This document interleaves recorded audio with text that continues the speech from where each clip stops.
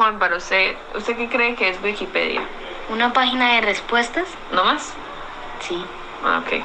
No sé qué es Wikipedia, pero le pregunté a mi papá y dijo que es como un libro en internet o no sé. Hola, soy Lina, tengo 13 años. Para mí Wikipedia es como una enciclopedia muy grande en el internet.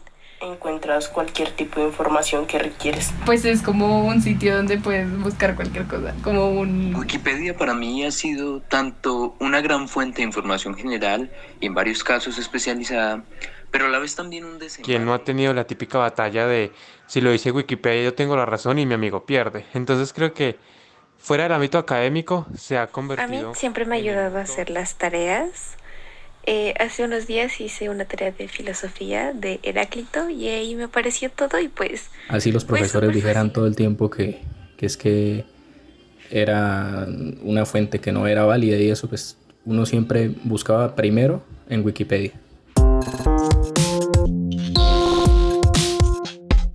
Este fin de semana estuvimos creando un artículo en Wikipedia. Cuéntanos, por favor, la historia. Con el 2021 ocurrió también el aniversario 20 de Wikipedia. En mis redes sociales empezaron a aparecer publicaciones. ¡Feliz cumpleaños Wikipedia! Únete a la celebración del live streaming de los 20 años de Wikipedia. Wikipedia, Wikipedia, Wikipedia, Wikipedia. Sí, paréntesis. Claro, sospecho que en las redes de muchas personas no pasó eso. es probable que mi burbuja era como, wow, Wikipedia cumplió 20 años en enero. Bueno, si su burbuja es distinta, es comprensible. Pero el punto es que de ahí, pues nació para mí una reflexión, o más bien me maravillé con Wikipedia. Algo que estaba dando por sentado, de repente tuvo un momento en mi mente, pues, de reflexión, como, sí. Wikipedia es muy chévere, pensé. Increíble que ya ya... asombro los que uno mira el atardecer y es como, sí, qué como, bello es el mundo. Sí, como que tuve mi momento de wow. Y con esa intención, pues te propuse hacer un episodio y enos acá. Sí. Pero entonces, claro, ¿cómo vamos a hacer un episodio de Wikipedia sin explorar la herramienta? Y no me refiero a leer Wikipedia, cosa que hacemos regularmente, sino a, pues fue pucha la gracia, a crear un artículo, a editar un artículo. Pero entonces, espérate, aclaremos un poco de dónde viene cada uno. Yo antes de esto que estás diciendo había hecho por ahí unas 30 contribuciones a Wikipedia, una cosa por el estilo. Pero todas eran ediciones tontas. O sea, encuentro una frase que tiene una redacción extraña y de repente la reescribo de una forma un poquito más clara y ya está. Y la otra aclaración es que no hacía esto desde hace como muchos años, como 8 años que no contribuía a la enciclopedia. ¿Qué experiencia tenías tú con Wikipedia antes de esto que tuviste de explorarla motivo 20 años? Pues yo tenía un usuario asociado a mi correo toda la vida, pero no tengo muy claros los momentos en los que hice una edición o creo que lo creé en la universidad. Lo que sí recuerdo con mucha nitidez es que cuando estaba pequeña fui alguna vez a la sala de cómputo del colegio y creé un artículo de Wikipedia sobre el rector de mi colegio y en menos de lo que canta un gallo me lo borraron. Obviamente mi redacción era como de niña de 10 u 11 años, estaba escrito desde una perspectiva que no era neutral y pues naturalmente no tenía citas de ningún tipo porque yo estaba ahí como mamando gallo con unas amigas. Sí, y cuando dices lo borraron me pregunto cuánta gente habrá dicho como, oh, qué lástima, cuando en realidad es lo correcto. O sea, algún editor de Wikipedia se dio cuenta de que existía un nuevo artículo, miró ese nuevo artículo, vio que estaba muy mal escrito. Pues tú misma lo planteas en esos términos. ¿Tenías cuántos años por ahí? Sí, como 10, 11, 12, no estaba ni siquiera en bachillerato. Exacto, entonces pues imaginarán que no era el mejor artículo del universo y que el editor tenía razón, no fue como, ay, qué pecado, sino no, paila, este artículo no tiene por qué estar acá. No, y ni siquiera creo que se haya dado cuenta que lo creó una niña. Pero, o sea... pero es que no estoy diciendo que hubiera sabido que era una niña, estoy diciendo que sabía leer y dijo como, esto está terrible, muere. Bueno, inmediatamente me lo borraron. Y claro, en el 2021, para este episodio, pues volví a crear un usuario con mi correo de spam, por razones que serán más claras más adelante. Y la intención era usar Wikipedia, la herramienta, y adquirir de primera mano la experiencia de contribuir a esta enciclopedia. Sí. Entonces, a ti se te ocurrió la idea que creáramos un artículo de un tema que conocemos muy bien, cosas de internet. Sí, cuando tú pones así ya me da pena, sí. Y que íbamos a crear un artículo de cosas de internet con las reglas de Wikipedia. Un punto de vista neutral donde cada frase o cada afirmación fuera fácticamente correcta. O sea, no se valía Cosas de Internet es el mejor podcast del mundo mundial. No, sino que íbamos a decir cosas factuales. Siento que te estás saltando un paso y es, yo te dije, creemos artículos, editemos Wikipedia, y la primera idea que teníamos en mente era hacer un artículo juicioso de algo que nos cayera encima, como por ejemplo tomar un artículo inglés que ya está en la Wikipedia en inglés y traducirlo a español. Esa nunca fue mi idea. Bueno, creo que tú tienes la idea de revisar libros que acá tenemos en la casa y utilizarlos como fuente para crear algún artículo. Para ser justos, la primera idea mía sí fue coger el libro que estoy leyendo ahora mismo, que tiene distintos perfiles de personas, y buscar buscar uno de esos humanos en Wikipedia y complementar la biografía con el libro que yo estaba leyendo. Esa fue la idea inicial, sí, pero rápidamente se evaporó. Hubo un momento específico en el que estábamos investigando sobre cómo se crean artículos Wikipedia, estábamos viendo videos de gente haciendo tutoriales, y en ese momento fue que dije, no, hagamos un artículo de cosas de Internet, porque pensé, pues no solo que conocemos el tema, ¿no?, sino que podía ser una estrategia con dos resultados positivos. Por un lado, que nos entusiasmaba la idea de escribir sobre cosas de Internet y le podemos meter cariño. A mí me entusiasmó mucho. O sea, cuando dije voy a hacer un artículo de una de las personas reseñadas en mi libro, fue como, ay, sí, chévere. Cuando apareció la idea, vamos a hacer un artículo de cosas de Internet, me llené de energía inmediatamente. Entonces, esa era una de las razones. Y la otra también era que pensé, no sé si bondadosa o maliciosamente, que si nosotros creábamos un artículo de cosas de Internet y hablábamos de él en el episodio sobre Wikipedia de nuestro podcast, entonces la gente podría también contribuir a ese artículo, como que sí volver alguna especie de chiste interno más potente que si simplemente nos poníamos a editar el artículo de nueces, que en inglés sí está, pero en español no. Un tipo de nuez, me imagino, no estoy haciendo un ejemplo real.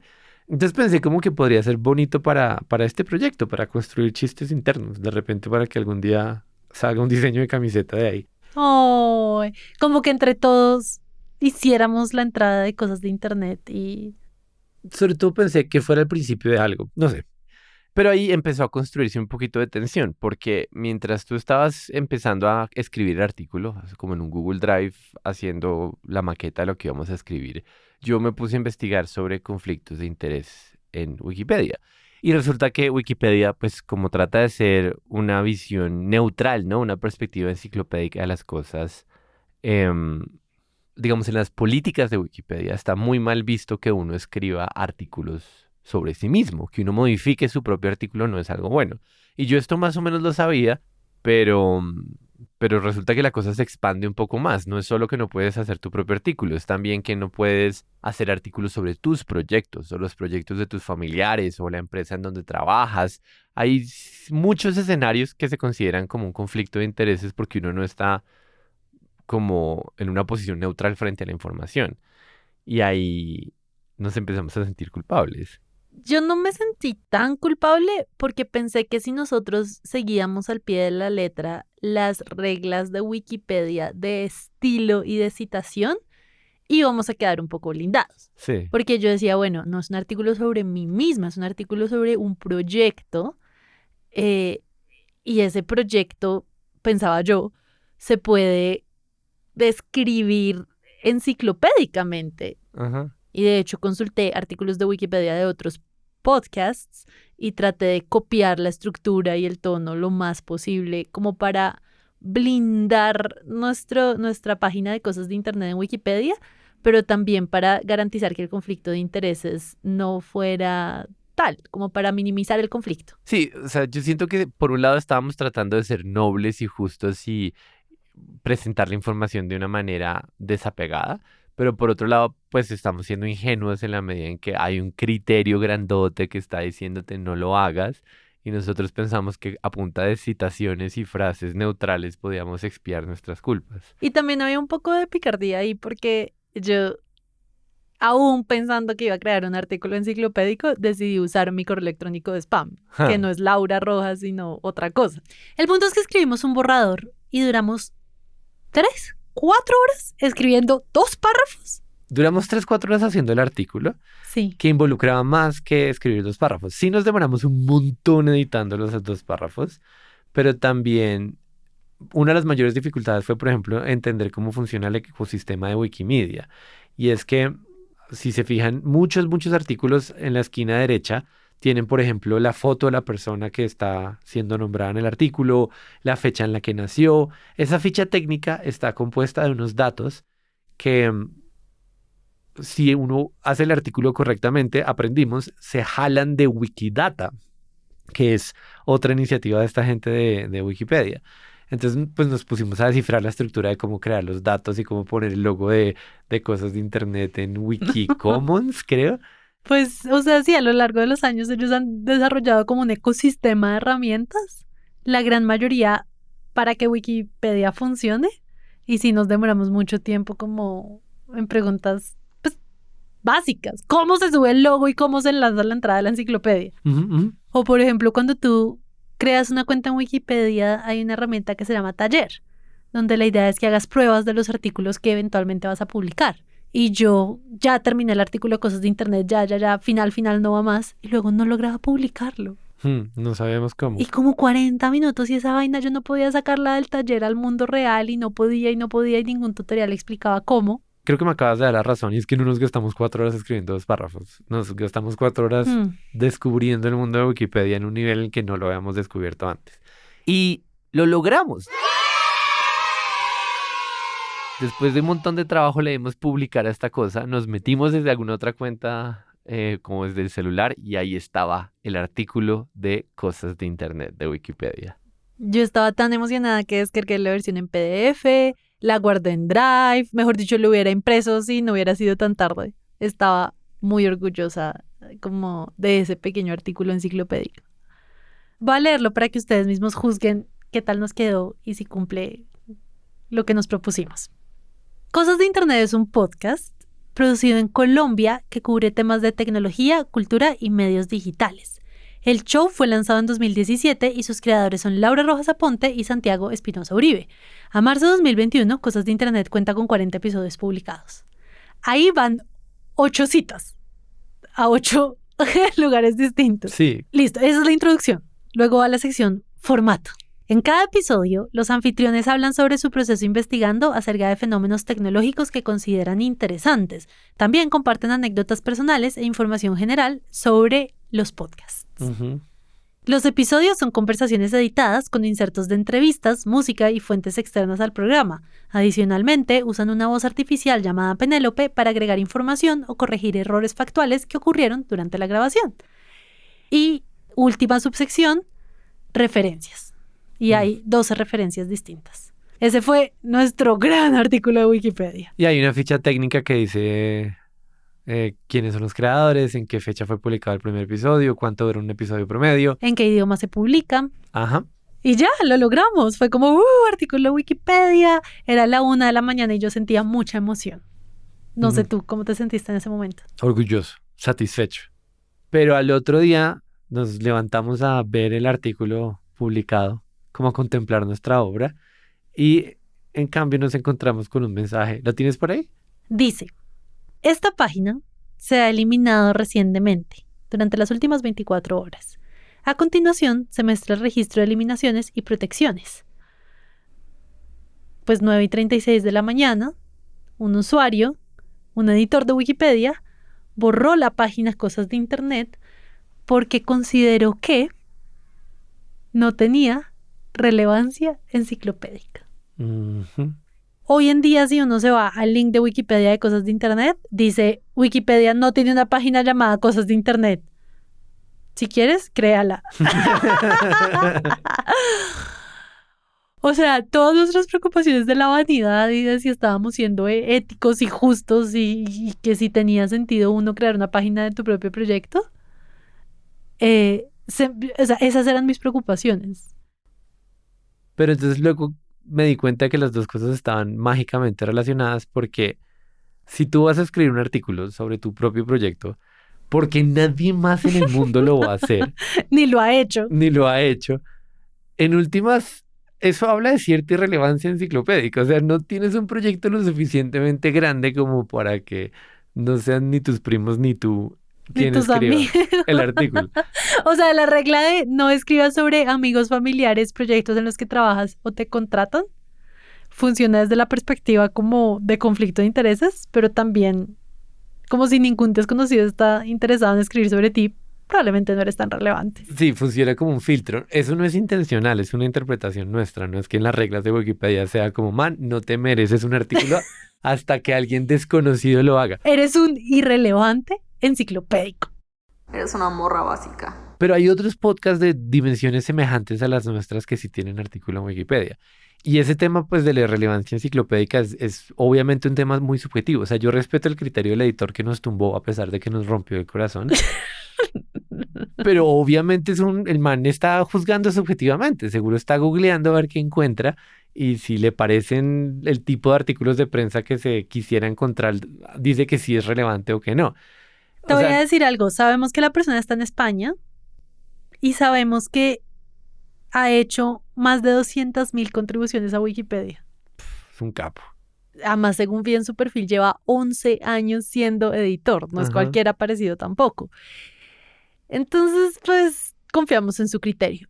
Y además, toda esta experiencia, Santi, me pareció como bonita y pedagógica. Claro. Porque siento que nos permitió vivir en carne propia cómo se autorregula y se limpia Wikipedia. Sí. Yo para este episodio leí el libro de Clay Shirky, Here Comes Everybody, que tiene un capítulo sobre Wikipedia y él crea la imagen de una balanza. Esas balanzas donde tú a un lado pones algo y al otro lado pones otra cosa y vas como mirando qué pesa más. Sí, entiendo la idea de la balanza. Exacto. Y entonces él dice, bueno, pero es que si tú creas una enciclopedia donde cualquiera puede escribir, quiere decir que cualquiera puede escribir. Los riesgos son altísimos, los riesgos de que haya basura, de que haya podcasters creando una entrada sobre su propio show irrelevante, de que haya niños con mala ortografía escribiendo artículos. Y ¿sabes qué? No importa. Porque lo verdaderamente importante es que del otro lado de la balanza haya gente comprometida tratando de que las ediciones buenas sean mucho más que las ediciones malas. Sí. Y en muchos lugares de internet se habla de la, comillas, salud de Wikipedia. Sí. Y como la comunidad es como una suerte de anticuerpo que todo el tiempo está cuidando y protegiendo. Y yo creo que nosotros tuvimos en medio de todo la fortuna de verlo actuar en tiempo real. Por no decir que nosotros fuimos el virus.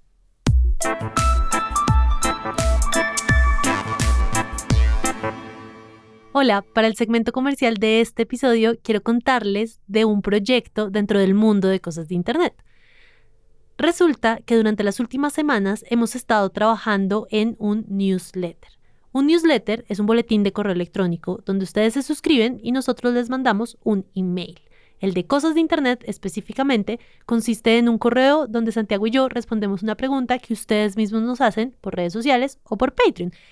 Para nosotros, el boletín de correo es una manera de crear más contenido, de experimentar con un medio distinto al podcast, pero sobre todo una manera de estar conectados todas las semanas. Si quieren saber más, visiten cosasdeinternet.fm/newsletter. Seguimos con el episodio. Hagamos como 10 razones por las cuales Wikipedia es lo máximo. O sea, tú votas Wait, una... ¿no íbamos a hablar de la veracidad versus la casualidad? Sí, vamos a hablar de eso, pero yo siento que las 10 razones van a explorar ese camino. O sea, tenía esa idea, no sé si es correcta o no. Bueno, yo te sigo el juego. Arranca tú. Dime una cosa por la cual crees que Wikipedia es lo máximo. Voy a numerar los puntos, para darle un poco de orden a las intervenciones. Aquí va el número 1. Algo que creo que es muy cool es su política de derecho de autor. El hecho de que es una enciclopedia libre. Eso quiere decir que cualquiera puede transformarla, lo que ya dijimos, como editarla, escribirla, etc. Cualquiera puede copiarla, cualquiera puede descargarla, cualquiera puede modificarla. O sea, si yo quisiera imprimir artículos de Wikipedia en un plotter gigante y pegarlos en la pared por toda la avenida 30, podría, como que no me proviene eso. Y eso para mí es un modelo distinto de enciclopedia a las publicaciones con las que yo crecí, donde si, por ejemplo, yo hubiera fotocopiado la la enciclopedia británica pues estaba cometiendo un delito. Entonces No es que me no gusta tuvieras- mucho.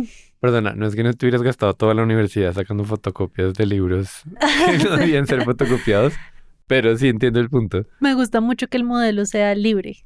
2, Bueno, una de las cosas que a mí me fascinan de Wikipedia es que la toma de decisiones está en muy buena medida en su periferia. O sea, obviamente hay un centro, hay una organización, hay una gente que define unos principios, hay unos comités que tienen poder más que los demás y hay una jerarquía en Wikipedia. Pero al mismo tiempo, la pregunta de qué artículo vamos a crear no la está contestando Jimmy Wales ni ahorita, ¿cómo se llama la CEO de Wikimedia? Catherine Mayer. Mayer. Mayer. Catherine Mayer. ¿Estás segura que es Mayer? Porque eso parece una H. Sí, es una H, pero creo que se pronuncia Mayer. Ok. ¿Meher? ¿Meher? ¡Ajá! Y Penélope Salmanos.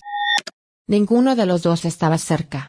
Aquí está Catherine misma diciendo su nombre. My name's Catherine Marr, and I am the CEO of the Wikimedia Foundation. Bueno, Catherine es lo máximo, pero ya no está tomando la decisión de cuál es el artículo que toca crear mañana. ¿Quién está tomando esa decisión? Gente en los extremos de la organización, o sea, el transeúnte que tú mencionas. Y eso es muy, muy brillante porque le permite a la gente asignarse sus propias tareas. Normalmente en una organización hecha a la antigua, tú vas a contratar a una persona y tú dices, como tengo esta lista de tareas y tengo a una persona que debería poderlas cumplir. Entonces, cuando te estoy entrevistando para trabajar a ti, Laura, me pregunto si tus habilidades y mi lista de tareas son un match. Y hay como todo un proceso ahí para que el mundo organizacional funcione. En Wikipedia, en cambio, tú decides en qué calidad contribuyes. Si tú sientes que tienes buena redacción, pues redactas. Si sientes que eres buena traduciendo, pues traduces. Si te gusta poner comas, pones las comas y en la medida en que cada cual se asigna a sí mismo sus propias tareas, las decisiones suelen ser mucho más inteligentes, porque nadie sabe tan bien como Laura lo que Laura puede hacer. Entonces hay algo muy bonito en que es como una especie de cerebro en donde las neuronas están por todas partes y el conocimiento colectivo de la humanidad resulta siendo algo que nos desborda, pero que cuando uno suma suficientes cabezas está ahí. Me parece espectacular la forma en que Wikipedia cede el control, cede la toma de decisiones. Pues, no completamente, porque igual tienen una organización que es la Fundación Wikimedia, que dice cómo funciona Wikipedia, tiene una gobernanza, tiene unos pilares, unos principios, unas reglas muy bien escritas, y no es como que cualquiera puede hacer cualquier cosa y es una anarquía, no lo es. Sí. Pero sí es cierto que delegan la gran mayoría de sus decisiones y sí hay como este espíritu de, mira, estas son las reglas, ándate tú, haz una enciclopedia. 3. Me gusta su naturaleza fluctuante. Ajá. Algo que a mí me pareció muy revelador de estar preparando este episodio es que un artículo de Wikipedia no es, sino está. ¿Y a qué me refiero con eso? Si yo cogiera una enciclopedia de papel de esas de cuando yo era chiquita, como que este es el artículo de la célula. Las palabras que están ahí son las que son. Y si tú quisieras mejorar algo, aunque sea una coma, te tocaría esperar al nuevo volumen de la enciclopedia, revisada, ajustada, donde hay otro artículo que es estático. Ajá. Mientras tanto, Wikipedia, desde la concepción, es fluida y los artículos se piensan como algo cambiante.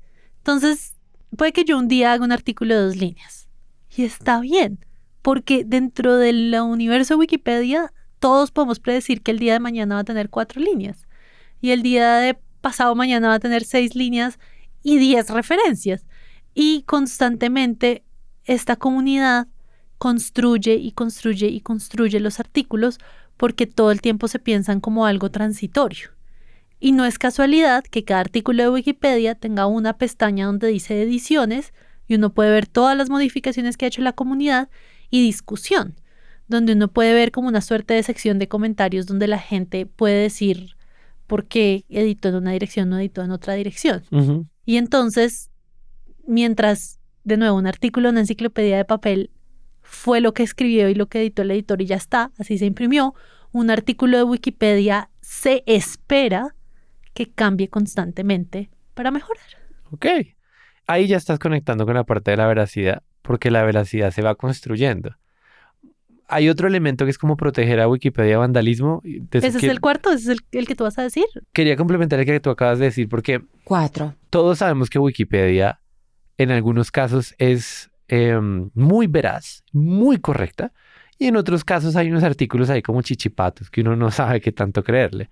Y me parece importante hacer esa distinción porque a veces se habla o se ha hablado de Wikipedia como si fuera verdad o mentira el paquete completo, ¿no? Todos los artículos de Wikipedia son basura o todos son una nota. Ciertamente así era cuando yo estaba en el colegio. Sí. Incluso en mis primeros años de universidad, los profesores explícitamente decían, y Wikipedia no. No vale Y sin Wikipedia. asteriscos, ni siquiera como, bueno, chicos, si quieren vayan a Wikipedia para familiarizarse la primera vez y luego se investigan otras fuentes más académicas. No, simple y llanamente se satanizaba. Yo creo que eso ha cambiado hoy en día. Claro. Pero pues conozco esa versión del discurso. Sí. Entonces quiero profundizar en ese punto porque creo que la respuesta correcta es depende de qué artículo estás mirando. Y también creo que Wikipedia te da las claves para que sepas distinguir eso. Porque los artículos que ya están más consolidados son artículos que tienen una estructura que uno puede aprender a identificar. Tienen un montón de citas, tienen varias subsecciones, tienen como un primer párrafo que dice tal cosa y luego una tablita que dice tal otra. Como que tú sabes educar el ojo o puedes aprender a educar el ojo para identificar de un golpe de vista si estás enfrente de un artículo que reúne muchísimas horas de trabajo de muchísimas personas y que ya está en un punto de rigor académico serio, o si te estás encontrando con una cosa cruda que es como, eso solo tiene 2 parrafitos. Por ejemplo, nuestro artículo de cosas de internet era un artículo que empezaba crudo. No es que uno dijera, wow, esta obra maestra. Ya tenía unas citas y ya tenía unas cosas, pero me encanta el hecho de que Wikipedia es muy transparente en que si es un edificio de un piso y tú lo puedes comparar con un rascacielos y te das cuenta de cuál es cuál. Como uno no se confunde. O bueno, es fácil aprender a notar esas cosas y me encanta. Y ahí ya estamos conectando con el tema de la veracidad. Pero bueno, siguiente punto tú. 5.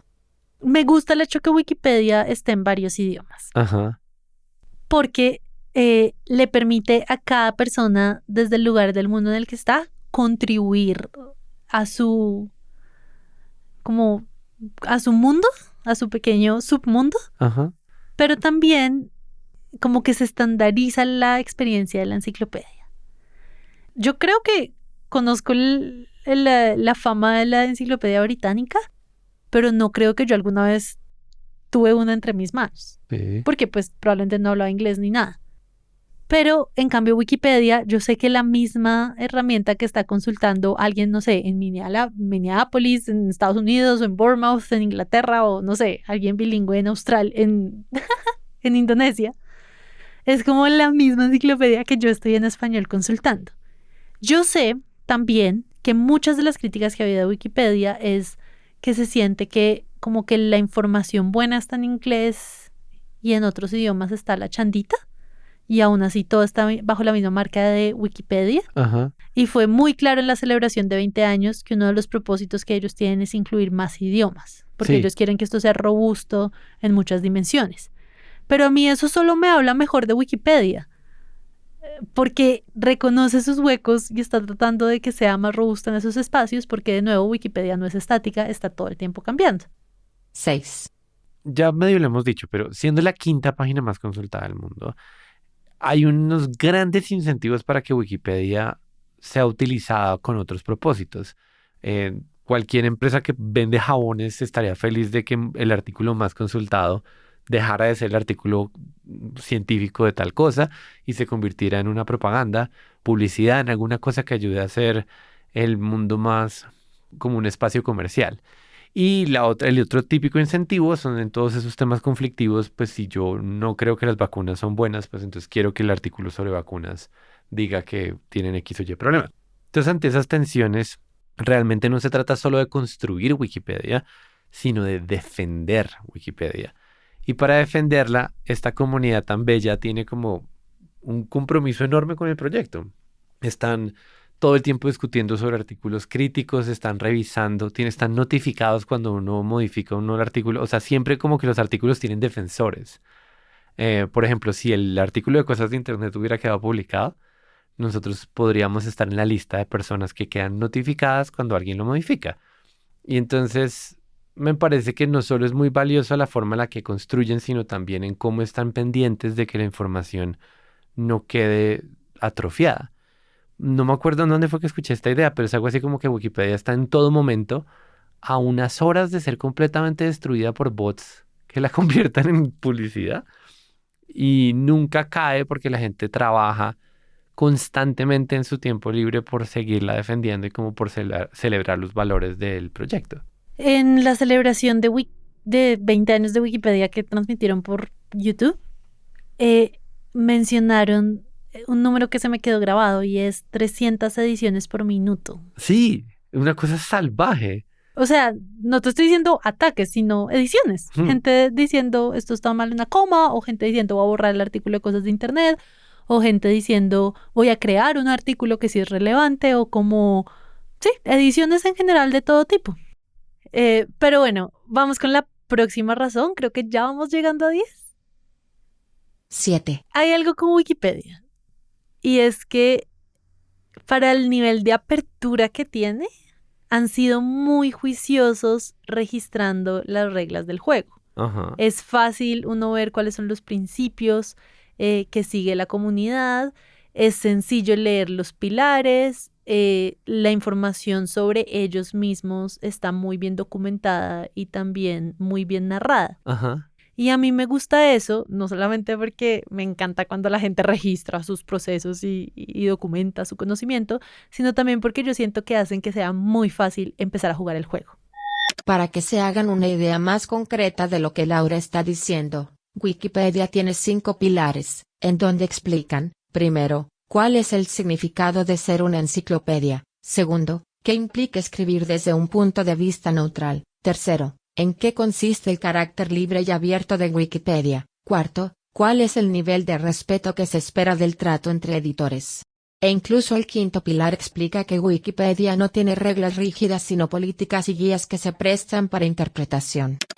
Y eso habla de una cosa más profunda y es que en esta enciclopedia abierta puede pasar cualquier cosa. Puede pasar que tú escribas un mal artículo, que tú uses mala ortografía, que tú vandalices algo que ya está escrito, pero lo único que verdaderamente no puede pasar es que la gente no colabore.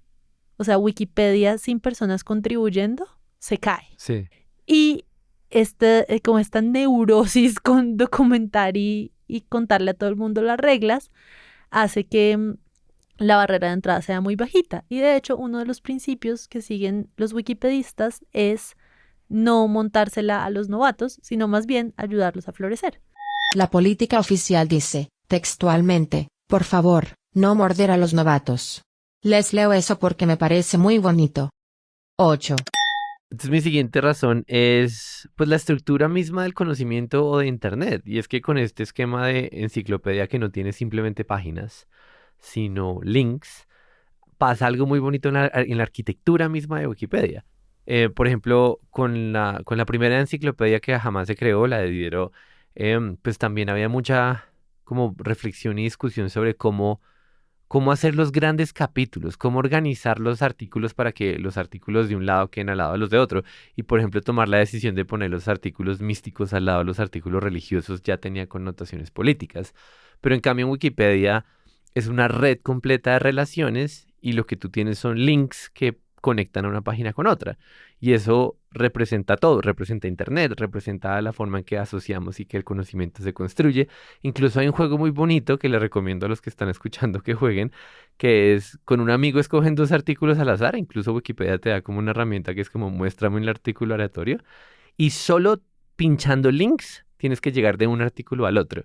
Entonces, por ejemplo, estás leyendo el artículo de un mineral extraño y te das cuenta de que ese mineral se consigue principalmente en Sudáfrica. Entonces pasas al link del país de Sudáfrica y con eso puedes pasar, qué sé yo, al fenómeno apartheid. Y con apartheid luego saltas al link de Nelson Mandela. Y Nelson Mandela te lleva a la lucha por los derechos. Y ahí vas saltando y saltando y saltando hasta que llegas al artículo destino que puede ser un equipo de fútbol en otro país. O sea que los artículos no se leen linealmente. No es una página, otra página, otra página, otra página como en un libro, sino que están todos conectados entre sí como una red. Que te estoy entendiendo. El rizoma, sí, es una red completa de relaciones y eso me parece muy, muy bonito porque así es que se construye conocimiento. 9. Entonces, creo que esta es mi última razón. Ajá. Una enciclopedia con las ambiciones de Wikipedia, yo siento que representa como luz, esperanza. A uno a veces se le olvida que el conocimiento es una cosa muy poderosa y el acceso al conocimiento puede cambiar la vida de un individuo, puede cambiar la vida de una sociedad y puede llevarnos a lugares nuevos y mejores. Yo siento que Wikipedia, con toda su ambición, es eso, nos ayuda a saber más. Tanto es así que la han bloqueado en países con regímenes autoritarios, ¿no? Sí. En Turquía hubo un momento en donde decidieron bloquear a Wikipedia de la internet porque el gobierno consideraba que era riesgosa. Y después de ese periodo en el que Wikipedia estuvo restringido en la web de Turquía, cuando volvió a estar al aire, los wikipedistas de ese país se reunieron en un café a tomar té y como a decir, wow, ¿ahora qué vamos a hacer que esta herramienta otra vez está a disposición de todo el mundo? O hicieron una fiesta. Incluso entiendo que Wikipedia tiene una actitud muy firme en ese tema, distinta a la de, por ejemplo, Facebook o Google, que en distintos contextos están negociando como parcialmente poder entrar a un país o temas de medio censura. Wikipedia es como nada, es o todo Wikipedia o nada. Ah, sí, porque digamos, los gobiernos se acercan a negociar con la junta directiva de Wikimedia, la organización que maneja Wikipedia. Entonces les dicen, bueno, hagamos una cosa, dejemos la enciclopedia en internet, pero quiten tal artículo. Sí. Con China, digamos, pero quiten el artículo de las protestas de 1989 porque no nos hace quedar muy bien como gobierno. Ajá. Y entiendo que Turquía también estuvo en conversaciones álgidas con Jimmy Wales y el equipo directivo. Sí. Y lo que ellos dicen es como, lo que más tenemos nosotros son unos principios, unos ideales. Si yo pongo Wikipedia en tu país, pero quito los artículos que te parecen inconvenientes, eso nos compromete moral y éticamente. Eso no se puede hacer. Claro. Sí, y no ceden. 10. Ok, y ya mi última razón, que creo que más allá de Wikipedia es un fenómeno cultural grandote que aprendimos gracias a Wikipedia, es todo este tema de cómo se puede aprovechar el cognitive surplus, que lo llama el mismo Clay Shirky, que es básicamente esta idea de que tenemos un montón de gente inteligente en el mundo y cierta cantidad de tiempo libre, que yo sé que no parece, uno nunca siente que tiene tiempo libre, pero al final del día todos estamos viendo Netflix, estamos perdidos en Instagram, o sea, sí tenemos un montón de tiempo disponible y Clay Shirky habla de eso como un recurso sobre el cual, o más bien con el cual se pueden construir cosas. ¿Un surplus? Cognitivo, sí. Ok. Nos sobran neuronas, es una forma de decirlo. Que el hecho de que tú trabajes en tu vida de oficina y utilices tu cerebro para organizar proyectos no agota ese recurso. Y por la noche, cuando estás por ahí viendo televisión, igual tienes como un montón de potencial cognitivo que el mundo puede aprovechar. Y el punto de entonces es que páginas como Wikipedia, sobre todo Wikipedia es la bandera de este fenómeno, aprovechan ese recurso que está por ahí y construyen la enciclopedia más grande del mundo con el tiempo que antes estábamos gastando en ver televisión. Porque no solo es el elemento del tiempo libre, sino las herramientas que nos permiten colectivamente construir cosas. Y me parece fascinante que Wikipedia sea toda ella construida, no solo sobre el tiempo voluntario, sino sobre como esa capacidad cognitiva tan potente que tiene la humanidad cuando se pone a colaborar. Y además es la explicación no solo de Wikipedia, sino de 70.000 wikis que existen para describir todos los mundos de juegos y series y demás. Quora, por ejemplo, que es una página súper bonita de preguntas y respuestas, está construida con lo mismo. El otro día que estábamos hablando de polarización en Internet, hay una página web fantástica que se llama Kialo, en donde se registran como todos los argumentos que hacen parte de un debate y se puede como mapear los típicos argumentos que existen de un lado y del otro y como mapear todas las discusiones del mundo. Mejor dicho, hay un montón de lugares en Internet en donde la gente contribuye para construir algo más grande, donde no simplemente estamos compartiendo un tuit o una foto, sino que estamos compartiendo una pieza en un rompecabezas que nos permite hacer cosas como una enciclopedia. Y eso, como la idea de que eso es posible, la tenemos gracias a Wikipedia.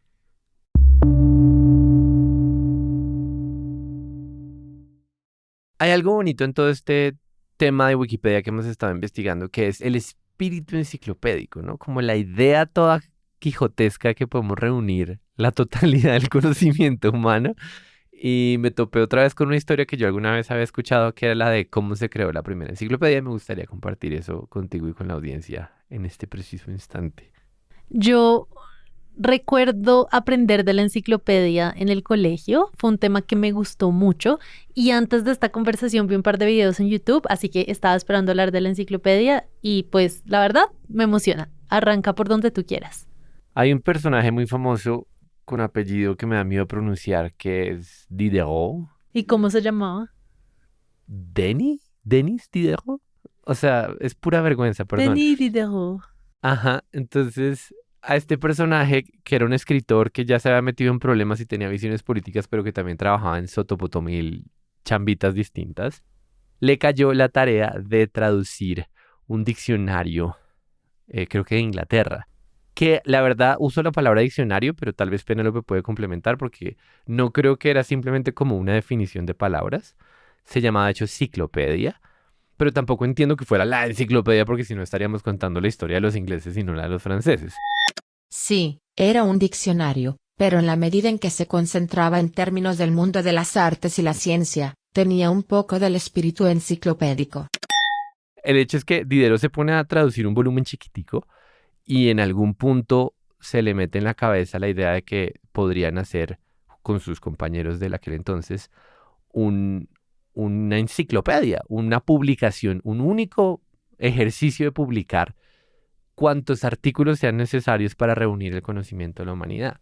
¡Boom! Exacto, y se embarcaron en una quijotada que tomó 30 años, que tenía 35 volúmenes de publicación, que eran como 70,000 artículos.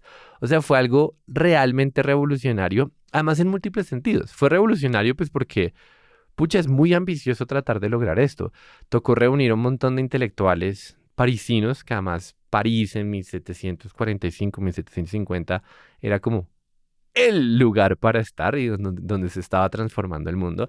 Entonces Diderot tuvo acceso a como la cúpula intelectual más prestigiosa que podría tener uno, y la lista incluía a Rousseau y a Voltaire, yo recuerdo. Y Penélope pondrá un poco de nombres adicionales. Voy a disparar una ráfaga de nombres en francés, para jugar a que aquí en Cosas de Internet somos muy intelectuales, pero sospecho que pocos conocen a estos personajes.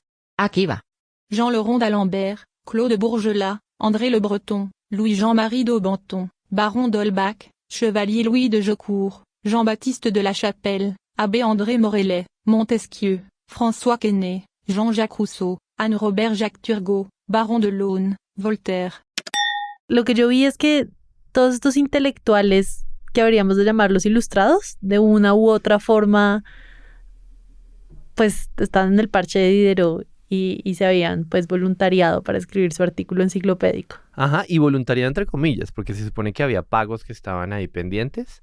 O sea, sí, ya me llegó el chisme que no les pagaron. Sí, pero no porque fueran voluntarios y todo bien, sino por haber roto el compromiso de que yo te iba a pagar y no te pagué. O sea, les hicieron conejo. Exacto.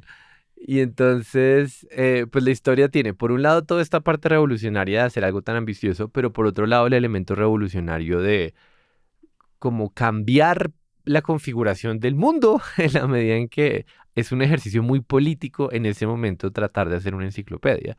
Y cuando tú te propones como organizar el conocimiento de la humanidad, el orden que tú eliges, el tipo de artículos que tú escribes, todo eso, pues tiene influencias, sobre todo en una época que estaba cuestionando la monarquía y que habría de preceder la Revolución Francesa y todo ese tipo de cosas. Recuerdo ver a una historiadora en un video de YouTube contando la historia de la enciclopedia y diciendo que hicieron cosas, Diderot y su parche, hicieron cosas que hoy en día de pronto no parecen muy impresionantes, pero en ese momento, por ejemplo, poner a la religión bajo la categoría creencias y misticismos era un acto de subversión gigante, porque entonces ellos dicen, miren, hay gente que cree en las brujas, hay gente que cree en los gnomos y hay gente que cree en Jesucristo. El dato curioso es un poco más complejo. Había un árbol del conocimiento que hizo Francis Bacon un siglo antes, y que los enciclopedistas utilizaron para organizar los contenidos de la enciclopedia. En ese árbol la teología estaba conectada a la superstición, la adivinación y la magia negra.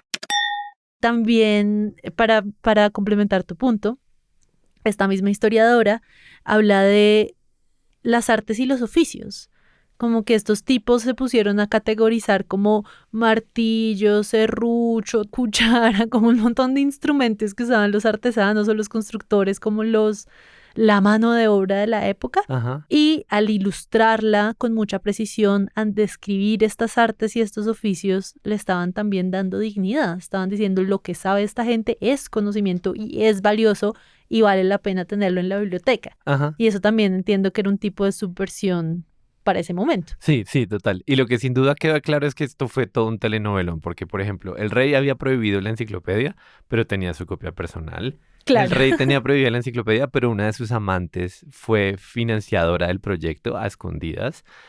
Para que la enciclopedia funcionara, tocaba contrabandearla a otros países y aparecía en distintas páginas en distintas fechas, con distintos niveles de censura. Me encanta la imagen de uno contrabandeando el conocimiento, como Ajá. contrabandando.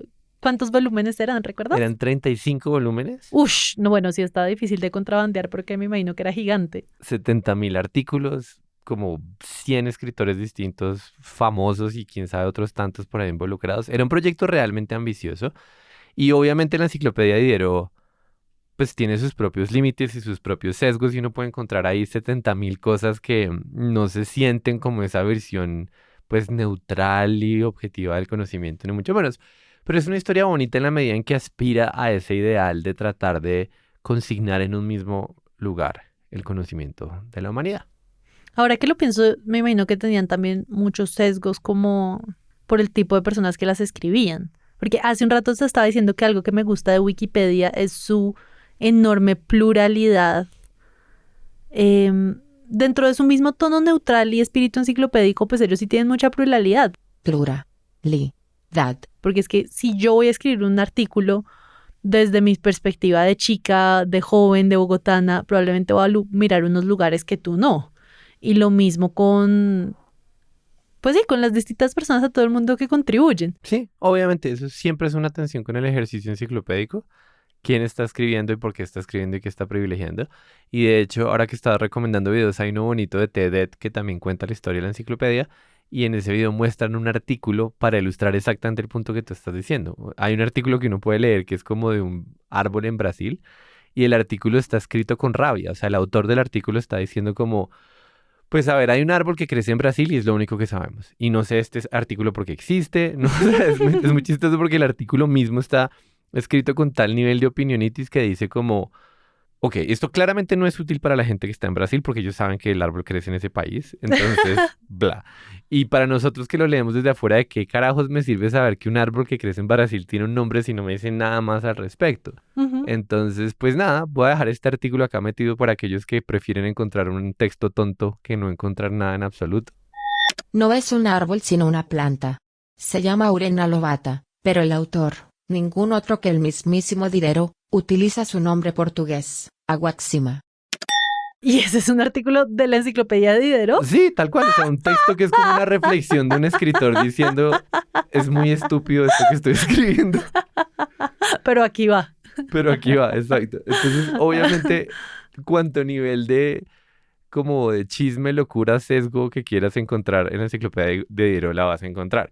Y ahorita que estamos hablando como del proyecto de Wikipedia, pues esas mismas preguntas siguen vigentes cuando tú y yo escribimos nuestro propio artículo, nuestro propio podcast, o cuando la mayoría de los artículos de una enciclopedia están en inglés y no en otros idiomas. Pero además hay otra tensión que es la típica de Wikipedia que me encanta, que es la tensión entre quién es experto y quién no. ¿Quién es ese personaje ilustrado en Francia que tiene permiso para escribir un artículo sobre cualquier cosa, el fuego, y quién no? Que de hecho la historia de Wikipedia también, no sé, o sea, creo que tú te la sabes en este punto mejor que yo porque creo que la revisaste hace menos tiempo. ¿Te acuerdas de Newpedia y demás? Claro cosas? que me acuerdo, me encanta esa historia. Entonces arrancó con Jimmy Wales, que es para algunos cofundador de Wikipedia, para otros fundador de Wikipedia, Ajá. con una idea así como wow, salvaje, que era hagamos una enciclopedia de la mejor calidad, o sea, imagínate tú de referencia a la Enciclopedia Británica, escrita por expertos en cada campo, o sea, vamos a llamar a la persona que tiene el súper doctorado en este tema súper específico para que nos salga el artículo como de más alto nivel posible. Vamos a tener un proceso editorial súper riguroso para de verdad garantizar la calidad, pero, y este era el elemento que lo cambiaba todo, esta enciclopedia va a ser gratis. Cualquiera puede acceder a ella desde cualquier lugar en internet. O sea, no toca ser pues el millonario que puede comprar los 20,000 volúmenes de la Enciclopedia Británica. No, realmente cualquier cibernauta puede acceder a ella y la manera como iban a ganar dinero era con publicidad. Sí, total. Y yo creo que la intuición de Jimmy Wales era muy correcta porque hoy en día Wikipedia está en el top de las páginas más vistas de internet. O sea, el nivel de atención que llama esto, pues se hubiera dado para monetizar con publicidad seriamente, creo yo. Pero entonces, espérate, para retener ahí lo que estás diciendo, ya era revolucionario hablar de una enciclopedia gratis, o sea, con un modelo de negocio, con publicidad y toda la cosa. Pues es que después de Diderot, la idea de la enciclopedia se refinó, ¿cierto? Y no se nos puede olvidar que esa enciclopedia estaba completamente atada a una tecnología de la época que era la imprenta. Ajá. Y durante los siglos posteriores, la enciclopedia como nosotros la venimos a conocer era un volumen impreso con un negocio editorial muy grande alrededor. Y la referencia que nosotros tenemos siglo XX de enciclopedia no es gratis, es pagando. Claro. Por eso cuando Jimmy Wales dice no va a cobrarle al usuario que quiera leer, es importante. Sí, lo es. Entonces ahí hay un elemento. Es revolucionaria porque es gratuita. Otro elemento también del mundo digital es que es revolucionaria porque es virtualmente mucho más grande que cualquier enciclopedia hecha antes. En la medida en que tú estás jugando en la escena digital, no tienes ese límite de cuántas páginas puedo imprimir yo, porque por muy grande que tú hablabas ahorita de los 20,000 volúmenes de la Enciclopedia Británica, obviamente no eran 20,000. Quiero que Penélope diga el número. 32. La edición impresa tiene poco más de 40,000 artículos. Que es un número grande, pero no es un número infinito. Entonces, ahí estamos hablando de algo que igual es súper costoso de imprimir y que tiene un límite lo suficientemente claro en términos de costos como para que uno de repente no quiera hacer un artículo de cualquier fruto que exista o de cualquier herramienta o de cualquier canción o de cualquier proyecto, porque hay un punto donde uno dice, no, pues esto no tiene sentido. En cambio, en la enciclopedia digital sí se puede plantear un nivel de especificidad tremendo, ¿no? Como tener un artículo de Wikipedia para los personajes de una película o algo por el estilo. Sí, hoy en día. Sí. Pero en ese momento, hace un poco más de 20 años, sí, lo que Jimmy Wales proponía era llevar la idea de la enciclopedia a una tecnología distinta a la imprenta, sí, a la tecnología de internet. ¿Y qué es lo que tocas decir? Entonces él con esta idea, pues estando en Estados Unidos, consiguió financiación, inversionistas que creyeron en su idea. Ajá. Eso a mí todavía me suena loquísimo. A mí todavía esa idea de que uno entra a un salón y le hace una propuesta a alguien y alguien le da $1,000,000 o varios millones para que lo ejecute, eso para mí todavía es loquito, pero él lo logró. Y ahí lo que te parece loquito es todo el mundo del venture capital. O sea, sí, en general te parece, todo inversionista a ti te parece que qué locura. Sí, de pronto porque no me muevo en ese mundo o de pronto porque no soy millonaria y no se me ocurre darle mis millones a alguien con una buena idea, pero esa fue la historia de Jimmy Wales, como vengan les cuento mi idea, y se levantó un montón de plata. Sí. Y ahí llamó a Larry Sanger, que era un tipo también como con todos los títulos académicos, un doctor, digo, o sea, tenía doctorado. Sí, un filósofo, algo por el estilo. Un filósofo, sí, creo que tenía un doctorado en filosofía, y Larry lo que hizo fue hacer un proceso muy cuidadoso editorial. En todas partes se habla de los 7 pasos, que era como los filtros que íbamos a cumplir para que esto funcionara. Entonces, al principio del filtro estaba que un experto escribía voluntariamente un artículo, luego pasaba por distintas etapas de revisión que iban desde sintaxis hasta revisión de pares para blindar, o sea, para asegurarse que lo que está ahí sí es en efecto cierto, verdad, etcétera.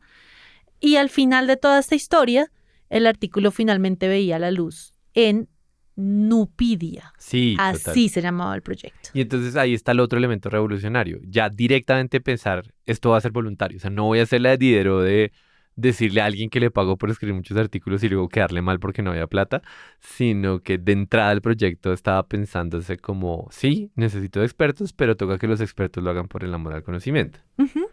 Y así arrancaron con este proyecto. Eran como 3 personas de planta y de resto tenían como su red de expertos. Y lo que pasó es que muy rápidamente, como en ese primer año, se dieron cuenta que esta cosa sí podía funcionar, pero era velocidad de caracol. Como que no lograban que la gente mandara los artículos, no lograban que los revisores revisaran. El mismo Jimmy Wales en sus conferencias muchas veces habla de Nupedia y él mismo dice, yo iba a escribir sobre temas que me apasionan, yo como fundador de Nupedia, y no me dan ganas, como que no le he encontrado el tiempo. Yo mismo, que era el pionero de esta idea, a veces me sentaba a escribir y era como, uy, no sé, me daba mamerita. Ajá. Y eso estaban experimentando con muchas personas, como que ya tenían la plata, ya tenían el equipo, ya tenían el proceso y no lograban publicar artículos con suficiente velocidad. Les voy a poner un fragmento de Jimmy Wales, explicando que el modelo de Nupedia fracasó porque era muy intimidante participar. Before Wikipedia, I had a project called Nupedia, which was the same goal to have a free encyclopedia for everyone, but I didn't really understand online communities. I didn't have any idea about the concept of a wiki, and so we organized a very top-down system with 7 stages of review to get anything published, and that was a failure. It was a failure mainly because it was really intimidating for anybody to get involved. Over the course of a year, we had created about 24 entries. I joke, I still keep them by my bed and read them every night. I will get my money's worth someday. Y ahí Larry, que algunos lo llaman cofundador de Wikipedia, estaba contándole a sus amigos como su problema del trabajo. Esto no lo sé, pero me imagino que estaban como tomando cervecita y haciendo catarsis. Pero la escena era muy como de quejarse con sus amigos y entonces un man que... La escena en tu cabeza era muy de quejarse con sus amigos. No, la escena la narra Clay Shirky en el libro Here Comes Everybody. Él estaba con un amigo como contándole de sus problemas, sí. Y entonces este tipo dice, oye, mira que en mi oficina empezamos a usar una herramienta que se llama Wiki.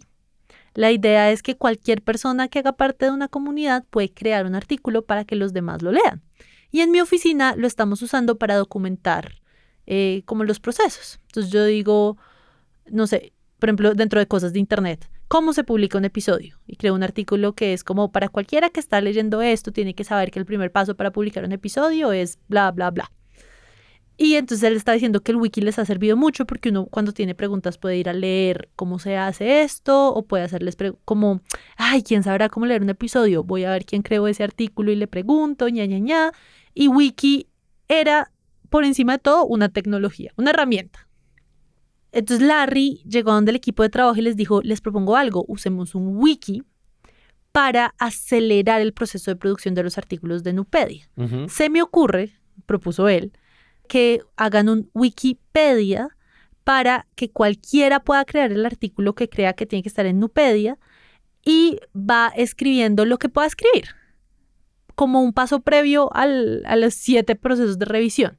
¿Y eso para qué le servía? Le servía para ir avanzando un poquito en los artículos, pero también le servía como para hacer el inventario de qué artículos deberían crear. Sí, para mapear como el destino, ¿no? ¿Qué es lo que estamos tratando de lograr acá? Sí, pero en todo caso Larry, iba a ser, o sea, en su rol de editor general, igual él iba a hacer el filtro antes de que esto saliera publicado. Wikipedia era como un acelerador. Sí, como una herramienta de trabajo de un equipo que está trabajando, no el producto en sí mismo. Exactamente, así fue que pasó.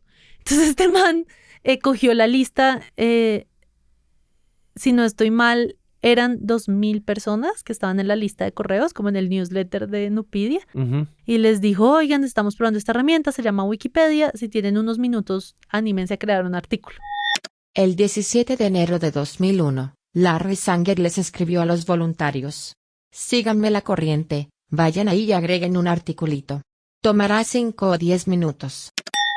Y esta cosa fue asombrosa, porque en el primer mes ya duplicó los artículos que estaban publicados en Nupedia, que eran 24, Sí. y al cabo de un año ya tenía 20.000 entradas. Exacto. Y entonces para este equipo de trabajo fue muy impresionante porque de un lado tienes Nupedia con 24 entradas publicadas, algo pues muy poquito para sus propósitos. No, o sea, total Y de decepción, porque sí, esa plata de inversionistas de la que tú estabas hablando, a punta de 20 artículos al año no vamos a lograr nada. No van a lograr nada. Y si el propósito es capturar todo el conocimiento de la humanidad en una enciclopedia, pues estaban tibios. Estaban muy quedados. Y del otro lado tiene esta Wikipedia, que era como una cosa ahí secundaria, arrasándola en el sentido en que las personas estaban motivadas a colaborar, en que ya tenían un montón de artículos, no eran perfectos, pero existían. Ajá. O sea, ahí sí que era mejor que nada. Y entonces, esto ya es chisme, pero pues ya entrados en gastos. Y entonces ahí hubo como una pequeña tensión donde Larry pensaba como, yo igual tengo que ser el editor de esta enciclopedia y yo soy un filtro de calidad que hace que Nupedia sí sea buena porque Wikipedia igual es muy charrita. Ujú. Jimmy, que estaba como contagiado del espíritu pues como revolucionario, dijo, no, es que yo creo que Wikipedia es el proyecto que tenemos que hacer. Y no importa que los artículos no salgan publicados de la mejor calidad, lo que importa es que nosotros mismos los vayamos mejorando a medida que pasa el tiempo. Ujú. Y básicamente Larry terminó saliendo del proyecto. Lo echaron. Pues no, como que, o sea, no lo echaron formalmente porque como que le desmonetizaron el salario hasta que él tuviera que renunciar. Y en el 2001, oficialmente, se formó Wikipedia como un proyecto en sí mismo. Además como una non-profit, quitaron esa cosa de... Ellos primero fueron wikipedia.com y luego sí formaron wikipedia.org. Ah, sí, como un año después, una cosa así. Sí. Wikipedia pasó de ser .com a ser .org, en agosto de 2002, cuando Jimmy Wales anunció que el sitio web nunca tendría anuncios comerciales. Y en 2003, se creó la fundación sin ánimo de lucro Wikimedia. Pero lo importante es que ya no era un apéndice. Ahora era un proyecto en sí mismo que era más transgresor aún que Nupedia, porque entonces aquí cualquiera podía crear un artículo y de una vez quedaba público para toda la comunidad. La idea es que entre todos masivamente vayamos haciendo que los artículos sean cada vez mejor. La idea del editor, que es como un dique que no permite que las cosas de mala calidad lleguen a la luz de los lectores, se eliminó. Y sobre todo ellos dijeron, esto tiene que ser una organización sin ánimo de lucro. No podemos vivir de publicidad, no podemos pensar en un negocio digital porque esto que acabamos de descubrir es más grande que nosotros mismos. Y de hecho, varios inversionistas llegaron en ese momento a donde Jimmy Wales a ofrecerle un montón de dólares y él los rechazó. Porque esto que descubrimos con el wiki es la posibilidad de capturar todo el conocimiento. O sea, la utopía de la enciclopedia siempre está ahí, escribir todo el conocimiento de la humanidad, pero las tecnologías a nuestra disposición no nos permiten avanzar tan rápido en esa dirección. Lo que se encontraron los de Wikipedia fue que con el Internet, con la colaboración y con el software wiki, con el código wiki, estaban muchísimo más cerca de llegar a ese objetivo. Y pensaron, o sea, estamos tan cerca que tiene que ser altruista. De esta forma. Ajá. Sí, y entonces es como que yo siento que faltaba como afinar el acorde porque ya le estaban apostando la idea a los voluntarios. Sí. Y cuando tú tienes ya la idea de los voluntarios y le metes además la idea del non-profit y le metes además la idea de que todo el mundo puede editar en la medida en que cada cual considera sus propias habilidades acorde al proyecto, ahí es cuando ya se formó como todo el poder. Y claro que hay expertos en Wikipedia, pero no son los únicos que trabajan ahí. Estamos todos de alguna forma involucrados en sacar adelante un proyecto. Y con esa fórmula, que es como el quinto elemento revolucionario, pucha, es que tengo este dato que me parece una cosa increíble. Wikipedia actualmente tiene 55 millones de artículos. ¿Y sabes qué, Santi? Te voy a decir una cosa. Si hubieran aprobado nuestro pinche artículo de cosas de internet, tendrían 55 millones más 1.